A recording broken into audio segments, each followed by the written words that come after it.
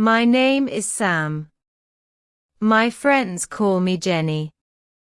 I'm 17 years old and I live near Boston. My town is beautiful and very green. I live here with my parents and my dog, Fred. I go to school at Jefferson High, and I want to become a journalist. In my free time, I play volleyball and I listen to heavy metal music. I want to tell you my story. It was the first day of high school. I was excited. I already knew most of my classmates, but I didn't know my new teachers. I got up, ate my breakfast, and went to school. On the street, I met my friend Dana. Her house is near mine, and we always walk to school together. I hope our new teachers are men, and I hope they are handsome, Dana said. Dana loves talking about boys. Yes, I need something new and interesting in my life, I answered. We arrived at school and went into our classroom. A young man was inside. Hello, boys and girls. I'm your new science teacher. My name is Mr. Adams. I hope to work well with you this year. Dana and I looked at Mr. Adams.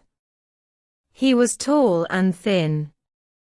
He had blonde hair and brown eyes. He seemed friendly. We're lucky.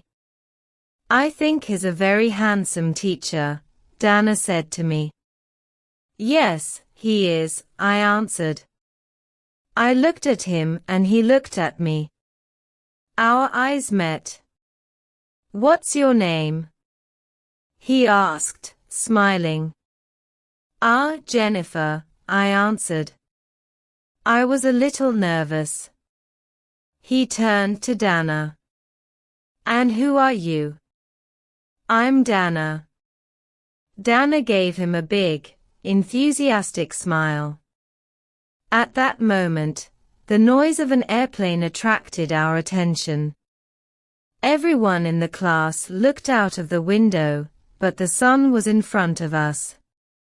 It bothered our eyes, so we turned away from the window, except Mr. Adams. He was at the window and was looking directly at the sun. The sun didn't irritate his eyes. Gee, I thought, how can he look at it like that?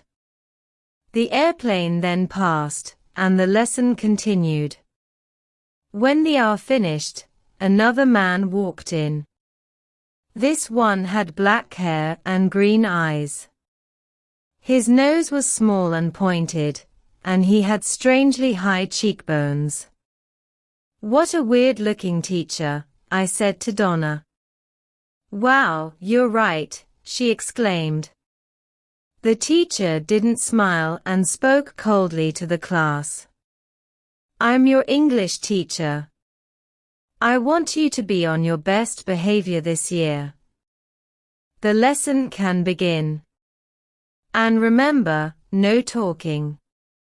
Everyone in class was evidently shocked, but no one said anything. Another student, Steve, raised his hand. What? Asked the new teacher in his cold voice. Excuse me, but what's your name? Mr. Stone, he answered. I then noticed that his voice wasn't just cold, it was metallic and monotonous. Dana looked at me with disappointment. She raised her eyebrows. What's his problem? She mouthed. The lesson proceeded. Mr. Stone read a poem from our English literature book. His voice was weird, very weird.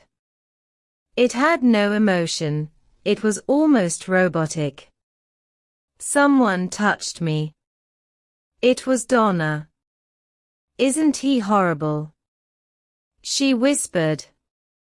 I nodded.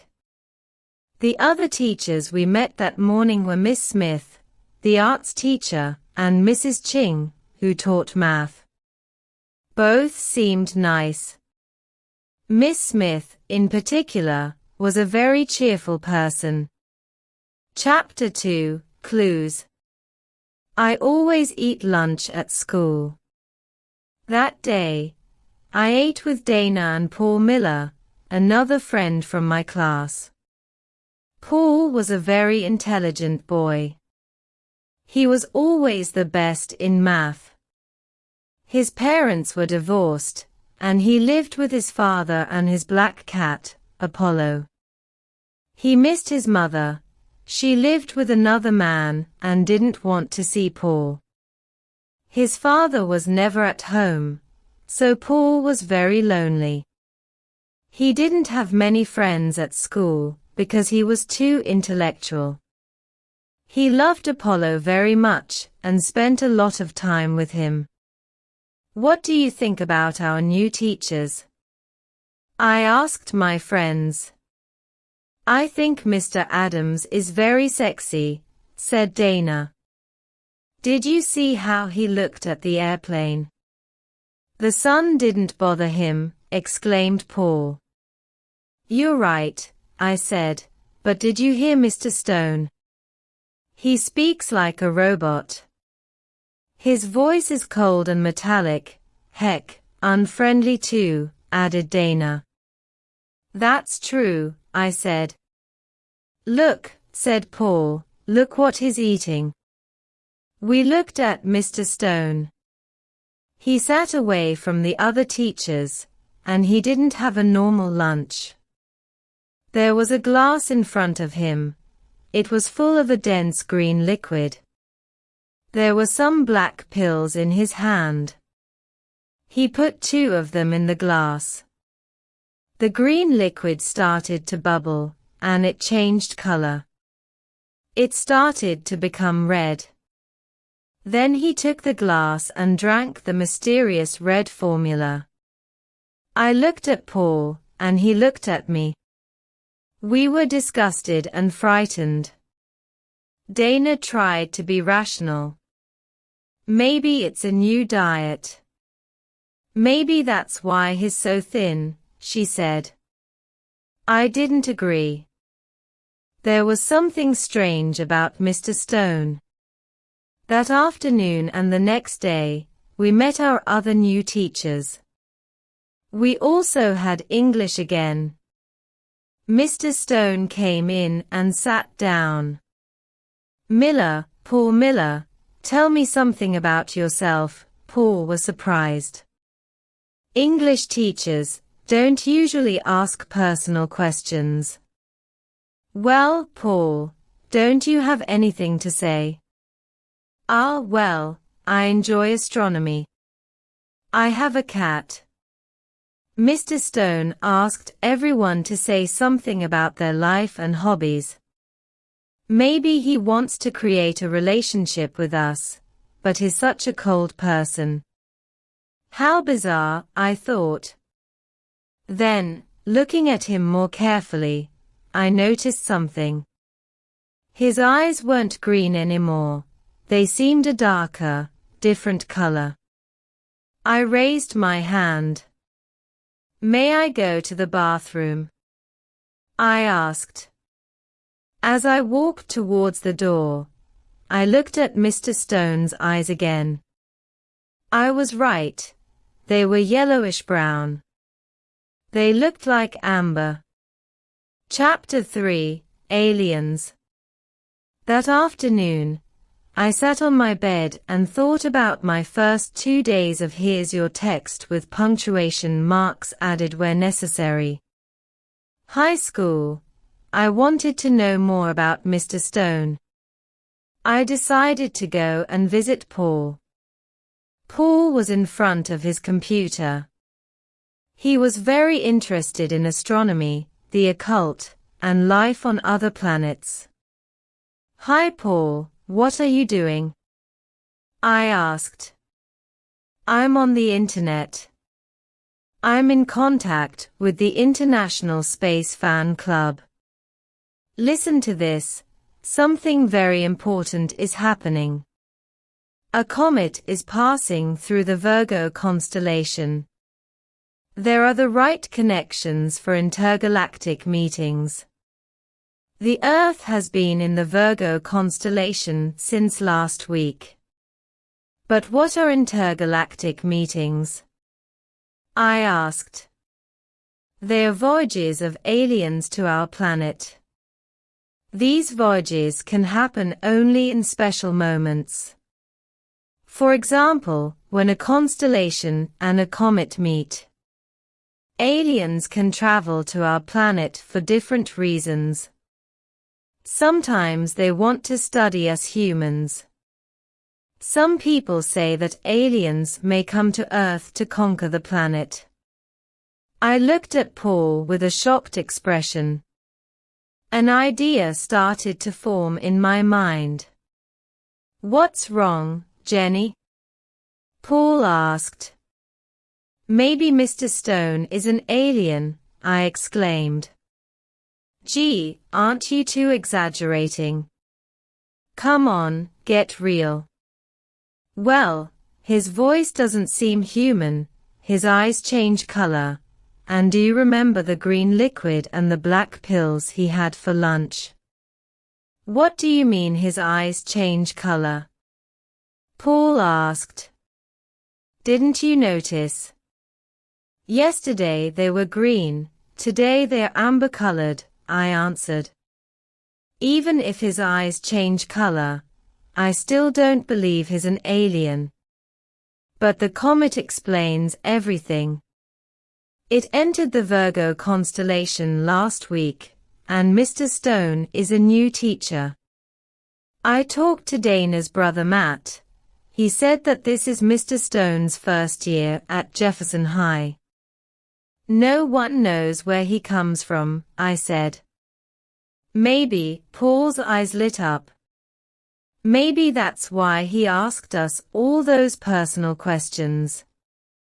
He wants to study us.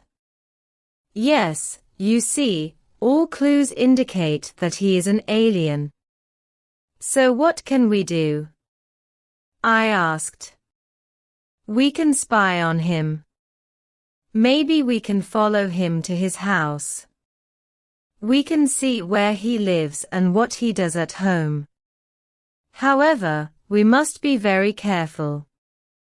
He doesn't seem to have emotions.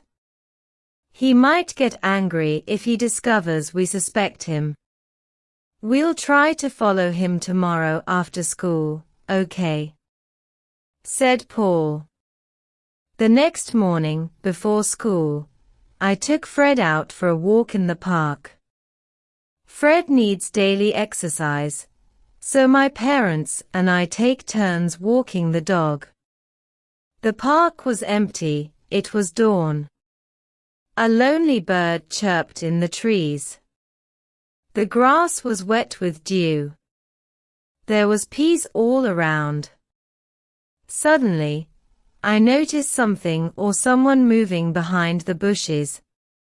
I got closer to see who or what it was. In the clearing, there was a man. He was looking up, and his arms were raised.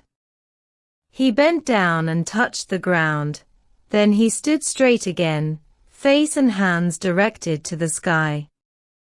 After about a minute, he turned around. It was Mr. Stone. Was he communicating with the universe, with his planet? Was he really an alien? I quickly walked away. Fortunately, Fred didn't bark. I took my dog home and then met Dana. We walked to school. I wanted to tell her about Mr. Stone, but I didn't. It was too difficult. Besides, I couldn't tell her about the afternoon plan, because it was too dangerous for 3 people to follow the teacher. During the morning, I thought about Mr. Stone again and again. I was scared but also excited.